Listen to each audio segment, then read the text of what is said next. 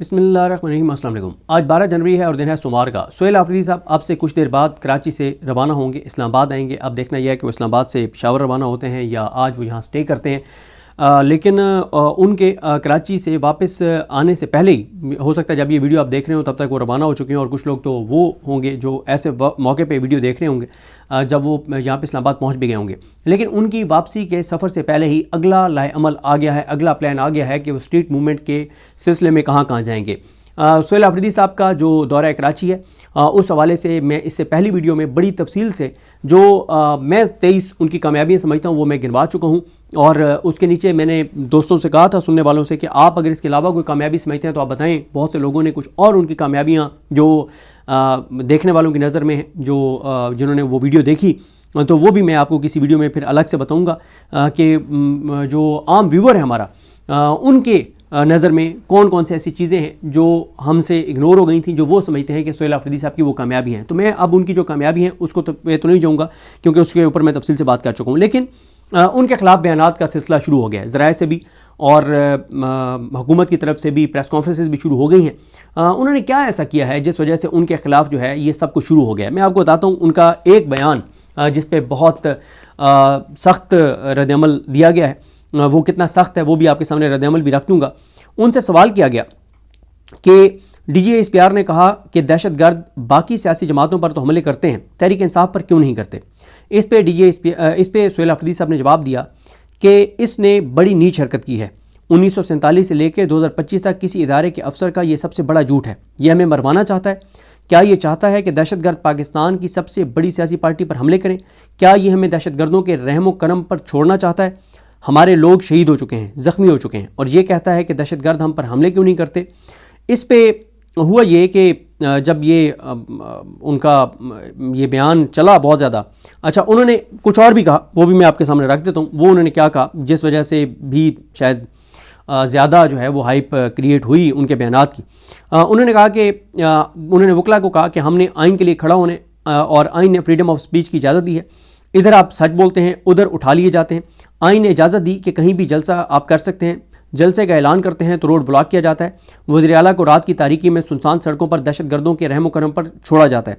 آئین اور قانون کی بالادستی اور آزاد عدلیہ کی بحالی کے لیے جب آپ وکلا نکلیں گے تو آپ کے گریبان پر ہاتھ ڈالنے سے پہلے ان کو میرے گریبان پر ہاتھ ڈالنا پڑے گا، آپ پر گولی چلانے سے پہلے ان کو میرے سینے پر گولی چلانا پڑے گی۔ ایک ادارے کا ترجمان پریس کانفرنس کرتا ہے، تمام وزراء اعلیٰ کی گن گاتا ہے، لیکن ایک وزیر اعلیٰ کے خلاف سازش کرتا ہے، اس کی ویڈیوز چلاتا ہے۔ یہ امتیازی سلوک ہے۔ 4.5 کروڑ لوگوں پر ظلم ہے، ان کو اکسایا جا رہا ہے، لیکن یعنی کے پی کے لوگوں کو اکسایا جا رہا ہے، لیکن عمران خان نے پرامن جدوجہد کا کہا ہے، اس لیے ہم بندوق نہیں اٹھائیں گے، قلم سے ان کا مقابلہ کریں گے اور جدوجہد جاری رکھیں گے۔ زندگی اور موت، عزت اور ذلت اور رزق رب نے دینا ہے، تو ہم کیوں ڈریں؟ کس سے ڈریں؟ ہم نے اپنے حقوق کے لیے کھڑا ہونا ہے۔ ہمارے لیے کسی طارق بن زیاد اور محمد بن قاسم نے نہیں آنا، ہم نے خود اپنی جنگ لڑنی ہے، ورنہ ممکن نہیں گھر میں بیٹھ کر حقیقی آزادی پلیٹ میں مل جائے۔ کسی کو حقیقی آزادی پلیٹ میں رکھ کر نہیں دی جائے گی۔ ہم سب کو اپنے ملک کو، اپنے وطن کو، اپنے آنے والی نسلوں کے مستقبل کو بچانے کے لیے نکلنا ہوگا۔ پھر وہ کہتے ہیں کہ میں احتجاجی سیاست کا چیمپئن ہوں، اور انہوں نے کہا کہ ہم پر الزام لگایا جاتا ہے کہ انتشاری اور احتجاجی سیاست کرتے ہیں۔ ہم آئین اور قانون کے راستے اختیار کرنے کے بعد احتجاجی راستہ اپناتے ہیں۔ جب میں وزیر اعلیٰ بنا تو سب کو خط لکھا اور سب کو خط لکھ کر کہا کہ مجھے میرے لیڈر، میرے قائد عمران خان سے ملنے دیا جائے، لیکن مجھے میرے لیڈر عمران خان سے جو ہے وہ نہیں ملوایا گیا۔ اچھا اس کے بعد ان کے ان بیانات کے بعد اور بھی ان کے بہت سارے بیانات ہیں، موسٹلی آپ سن چکے ہوں گے سوشل میڈیا پہ، اس لیے میں ان کو ریپیٹ نہیں کروں گا۔ پہلا رد عمل جو ہے وہ غریدہ فاروقی صاحبہ کی طرف سے آیا۔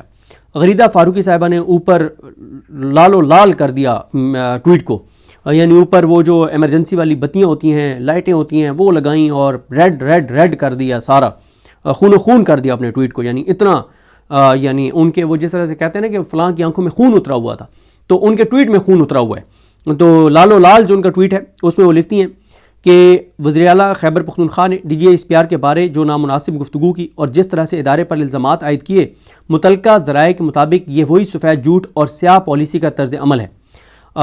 آگے وہ کہتی ہیں کہ سہیل آفریدی نے کل رات میڈیا کے سامنے ایک بار پھر غیر معقول اور من گھڑت بات کی جو ان کے اور ان کی جماعت کی فوج کے ادارے سے بالعموم اور D G S P R سے بالخصوص obsession کو ظاہر کرتی ہے۔ سہیل آفریدی دہشت گردی کو قومی خطرہ قرار دیتے ہیں مگر دہشت گردوں کے خلاف ہر کارروائی کی مخالفت خود اس دعوے کی نفی ہے. یعنی ایک طرف وہ دہشت گردی کے خلاف بات کرتے ہیں لیکن پھر دہشت گردوں کے خلاف کارروائی کی وہ مخالفت کرتے ہیں. حالانکہ مجھے نہیں لگتا کہ انہوں نے کہیں بھی دہشت گردوں کے خلاف کارروائی اس کی مخالفت کیا. وہ تو کہتے ہیں کہ صرف پالیسی ہمیں آن بورڈ لے کر بنائیں, کے پی کے لوگوں کو آن بورڈ لے کر بنائیں, اس کے علاوہ تو وہ کچھ نہیں کہتے. انہوں نے کبھی یہ نہیں کہا کہ آپ دہشت گردوں کو کوئی فری ہینڈ دے دیں.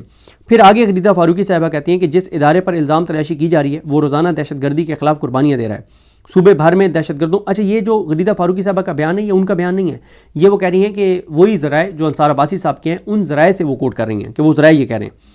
آگے وہ کہتی ہیں کہ جس ادارے پر ذرائع یہ کہتے ہیں کہ جس ادارے پر سہیل آفریدی الزام تراشی کر رہے ہیں وہ ادارہ روزانہ دہشت گردی کے خلاف قربانیاں دے رہا ہے. صوبے بھر میں دہشت گردوں, جرائم پیشہ اور سیاسی عوامل کا گٹھ جوڑ جو ہے وہ مصروف عمل ہے جسے حکومتی پشت پناہی میسر ہے. اچھا یہ بار بار کہا جاتا ہے کہ کے پی میں سیاست اور دہشت گردی کا گٹھ جوڑ ہے, لیکن ابھی تک ایک بھی ثبوت ہمارے سامنے ایسا نہیں ہے. ابھی تک ایک بھی ایسا ثبوت ہمارے سامنے نہیں ہے جس میں یہ بتایا جائے کہ پی ٹی آئی کا فلاں بندہ دہشت گردوں کو اس لیے سپورٹ کر رہا ہے کہ دہشت گرد اس کو یہ پیسہ دے رہے ہیں یا فلاں ملک اس کو یہ پیسہ دے رہا ہے. ہمارے سامنے ایسا کوئی ثبوت نہیں ہے. آگے غریدہ فاروقی صاحبہ ذرائع کو کوٹ کرتی ہیں کہ دہشت گردوں کے خلاف کارروائیوں کے خلاف سہیل آفریدی کا رد عمل اس بات کا ثبوت ہے کہ تحریک انصاف ان دہشت گردوں کی پشت پر موجود ہے اور یہ تضاد سب پر عیاں ہے. عمران خان کی اپنی ٹویٹ گواہ ہے کہ دہشت گرد عوامی نیشنل پارٹی کو اس لیے نشانہ بناتے ہیں کیونکہ وہ دہشت گردی کے خلاف بولتی ہے. خیبر پختونخوا کی سیاست میں جو بھی دہشت گردوں کے خلاف آواز اٹھائے اسے غیر معروف کر دیا جاتا ہے. شفیع جان اور مشال یوسف زئی کا دہشت گردی کی مذمت سے انکار محض افراد کی رائے نہیں بلکہ پی ٹی آئی کی پالیسی کی عکاسی ہے.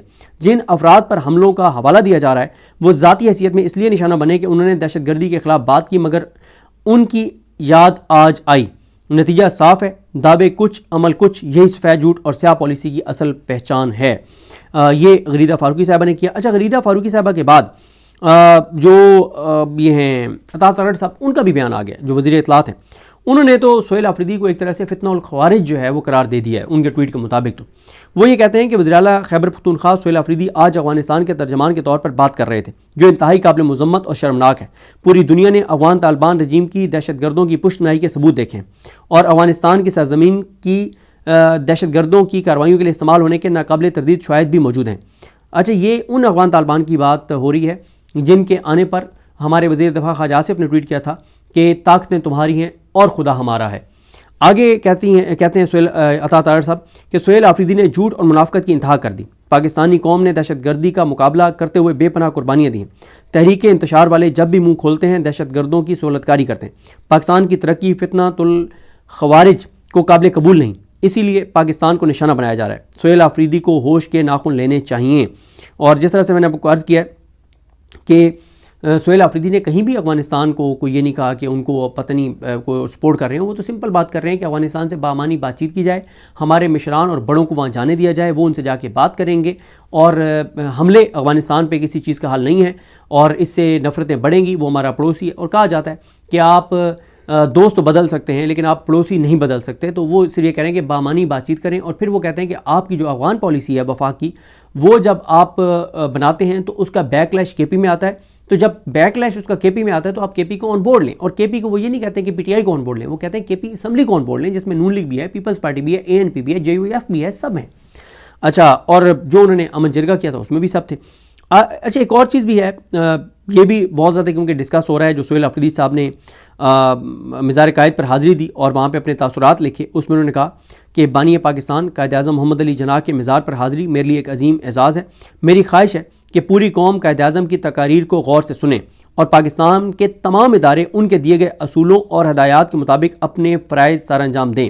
کیونکہ قائد اعظم محمد علی جناح کو اس دن ندیم ملک صاحب نے کہا کہ قائد اعظم محمد علی جناح کو باپ تو قرار دیا جا رہا ہے کہ وہ پاکستان قوم کے باپ ہیں, لیکن اس باپ کا جو پہلا اصول تھا کہ عوام ہی پارلیمنٹ بنائے گی, عوام ہی حکومت بنائے گی اور عوام کی منتخب پارلیمنٹ جو ہے وہ سپریم ہوگی, یعنی آئین کے بعد پارلیمنٹ سپریم ہوگی اور وہ جو پارلیمنٹ ہے وہ سارے ملک کے فیصلے کرے گی. اب کیا آج کا پاکستان جس کو ہم اپنا باپ قرار دیتے ہیں اور ہیں نو ڈاؤٹ قائد اعظم محمد علی جناح, کیا انہوں نے جو کہا تھا کہ عوام فیصلہ کرے گی، تو کیا موجودہ حکومت عوام کے ووٹوں سے آئی ہے؟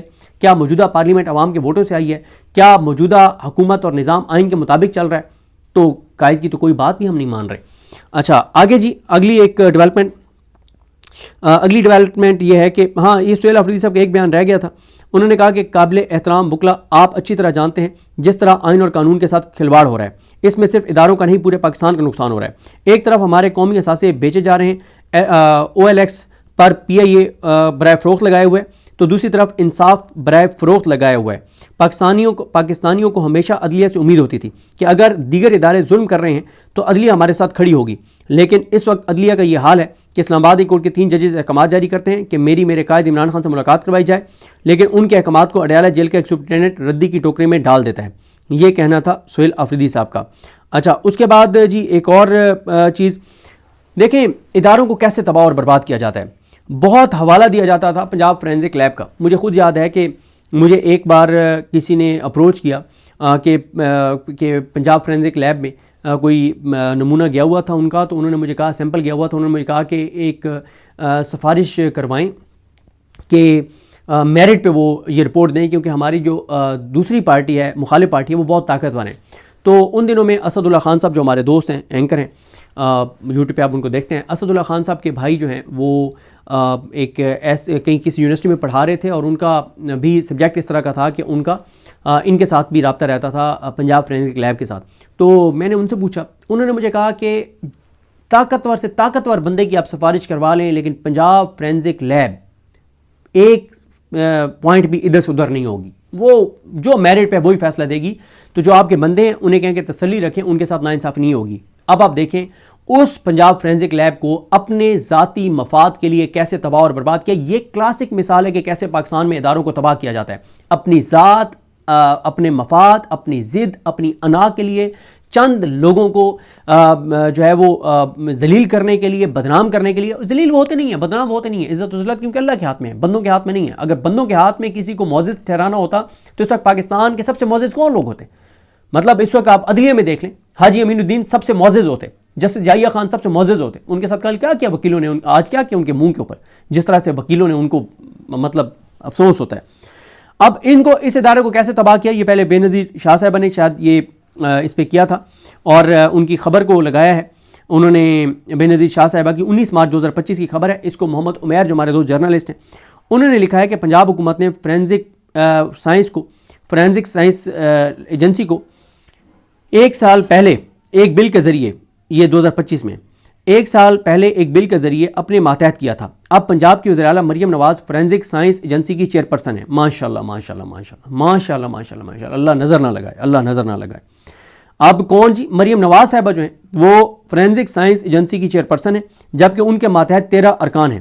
اتھارٹی کے وائس چیئرمین کا انتخاب وہ خود کرتی ہیں۔ دیگر 13 ارکان میں سیکٹریز، فورینزک ماہرین اور دیگر متعلقہ افراد بھی شامل ہیں۔ اس سے قبل ڈی جی فورینزک با اختیار تھے، اب اختیار وزیراعلیٰ مریم نواز کے پاس ہے، وہ کسی بھی وقت ڈی جی کو ہٹا سکتی ہیں۔ پہلے ڈی جی کا فورینزک ماہر ہونا ضروری تھا، نئی ترمیم میں یہ پابندی بھی ختم کر دی گئی ہے۔ تو یہ اس طرح سے جناب اداروں کو تباہ اور برباد کیا جاتا ہے، اپنے ذاتی انا کے لیے، ضد کے لیے، اپنے ذاتی مفادات کے لیے ملک کو اس طرح سے کمزور کیا جاتا ہے، تباہ کیا جاتا ہے، برباد کیا جاتا ہے۔ ایسے ہی پاکستان تباہ ہوا ہے کہ ہر موقع پہ کسی نے اپنے ضد، انا اور مفاد اور اپنے ذاتی اقتدار کو قائم رکھنے کے لیے اداروں کو تباہ کیا۔ اب دیکھ لیں، آپ عدلیہ کے اندر آپ دیکھ لیں، کیا آج لوگوں کا اعتماد ہے عدلیہ پہ؟ اچھا جی، آگے ایک اور جی ڈیولپمنٹ، اور وہ ڈیولپمنٹ جناب یہ ہے کہ اگلی ڈیولپمنٹ یہ ہے جناب کہ اس میں الیکشن کمیشن سے اگلی اپڈیٹ ہے کہ الیکشن کمیشن میں جو سہیل آفریدی صاحب کا ایک کیس چل رہا ہے، اس پہ فہیم اختر ملک صاحب نے ٹویٹ کیا ہوا ہے کہ حویلیاں جلسے میں این اے 18 ہری پور کے انتخاب کے موقع پر وہاں پہ الیکشن کمیشن کے عملے کے خلاف مبینہ دھمکیاں میں اس گفتگو کے معاملے پر الیکشن کمیشن نے کل جو ہے وہ سہیل آفریدی صاحب کو نوٹس کر دیا ہے، اور لیکن سہیل آفریدی صاحب کو بطور وزیراعلیٰ ذاتی حیثیت میں پیش ہونے سے جو ہے وہ استثناء دیا گیا ہے، اور کیس کو ناقابل سماعت قرار دینے کی درخواست پر پہلی اعتراض عائد کیا جا چکا ہے۔ اور بہرحال آگے وہ لکھتے ہیں کہ گزشتہ سماعت پر سہیل آفریدی کے وکیل کو درخواست دوبارہ دائر کرنے اور پاور آف اٹارنی جمع کرانے کی ہدایت کی گئی تھی۔ یہ درخواست مسلم لیگ نون کے بابر نواز نے الیکشن کمیشن میں دائر کی تھی، جس میں انہوں نے سہیل آفریدی کے خلاف کارروائی کی استدعا کر رکھی ہے۔ تو یہ جناب اب کل جو ہے وہ یہ ہوگا۔ اور اسی طرح سے ایک اور بڑی ڈیولپمنٹ ہے، وہ یہ ہے کہ کور کمانڈر جو پشاور ہیں ان کو ایک کمیٹی بنائی گئی ہے، جو صوبائی اسمبلی ہے کے پی کی، انہوں نے ایک کمیٹی بنائی ہے جس میں نون لیگ بھی ہے، پیپلز پارٹی بھی ہے، اے این پی بھی ہے، جو یو ایف بھی ہے، پی ٹی آئی بھی ہے، اور یہ کمیٹی ہے۔ اس کمیٹی نے جو کور کمانڈر پشاور ہیں ان کو لکھا ہے کہ وہ آئیں اور کمیٹی کو صوبے کی مجموعی امن و امان اور سیکورٹی صورتحال پر جو ہے وہ بریفنگ دیں، اور وہ کہتے ہیں کہ ہم مختلف سرکاری اداروں سے بریفنگ لے چکے ہیں، اور اسی طرح سے ضم شدہ جو اضلاع ہیں ان میں جاری سیکورٹی آپریشنز پر بھی بریفنگ درکار ہے۔ یہ خط لکھا گیا ہے کور کمانڈر پشاور کو۔ اب دیکھتے ہیں کہ کور کمانڈر پشاور جو ہیں وہ آتے ہیں یا نہیں آتے۔ ایک اور خبر، ان کی کانپیں ٹانگ رہی ہیں، ان کا خوف آپ کے سامنے ہے کہ اسلام آباد کے بلدیاتی انتخابات ملتوی کرنے کے لیے وزیراعظم کی سفارش پر صدر زرداری نے آرڈیننس جاری کر دیا ہے، اور 15 فروری کو الیکشن ہونے تھے، بلدیاتی الیکشن، وہ ملتوی کر دیے گئے ہیں۔ وجہ یہی ہے کہ یہاں پہ ایکٹیویٹی شروع ہو جاتی، اور پی ٹی آئی نے پہلے ہی 3 سیٹیں جیتی ہوئی ہیں۔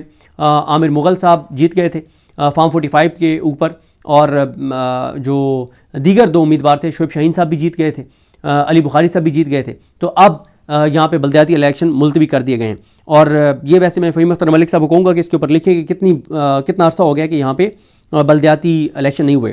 پھر ایک اور خبر جناب، اسپیکر قومی اسمبلی نے اعلان کر دیا کہ اپوزیشن لیڈر کی تعیناتی کا پروسیس انہوں نے شروع کر دیا ہے، اور انہوں نے کہا کہ کل انہوں نے کہا ہے کہ جو اراکین اسمبلی ہیں اپوزیشن کے، ان کو دستخطوں کی تصدیق کے لیے انہوں نے کل طلب کیا، اور انہوں نے کہا کہ 14 جنوری شام 3 بجے جو ہے وہ اراکین کی گنتی کا عمل جو ہے وہ مکمل کیا جائے گا۔ تو اب دیکھتے ہیں کہ کیا جو ہے وہ صورتحال بنتی ہے۔ اور آخر میں جناب بات کرتے ہیں کہ سہیل آفریدی صاحب کی اسٹریٹ موومنٹ جو ہے، جس طرح میں نے شروع میں عرض کیا تھا کہ اس کا اگلا پلان آ گیا ہے، تو یہ جنید اکبر صاحب نے اعلان کیا کہ اسٹریٹ موومنٹ کے تحت 3 ریلیوں کو اعلان انہوں نے کیا ہے۔ 17 جنوری بروز ہفتہ ہری پور سے منصیرہ تک ریلی ہوگی، 24 جنوری بروز ہفتہ پشاور تا نوشہرہ سے ہوتے ہوئے مردان اور پھر سوابی میں یہ ریلی اختتام پذیر ہوگی۔ 25 جنوری کو بروز اتوار جو ہے وہ مینگورہ سے تمر گرہ جو ہے وہاں تک جو ہے وہ ریلی ہوگی۔ تو یہ 3 ریلیوں کا جو ہے وہ اعلان کر دیا گیا ہے۔ تو یہ آج کی کچھ ڈیولپمنٹس تھیں اب تک کی، باقی ڈیولپمنٹس پر انشاءاللہ جو ہے وہ اگلی ویڈیو میں بات کریں گے۔ مجھے اپنی دعا میں یاد رکھیں۔ اللہ کریم ہم سب کا حامی ناصر ہو۔ اللہ حافظ۔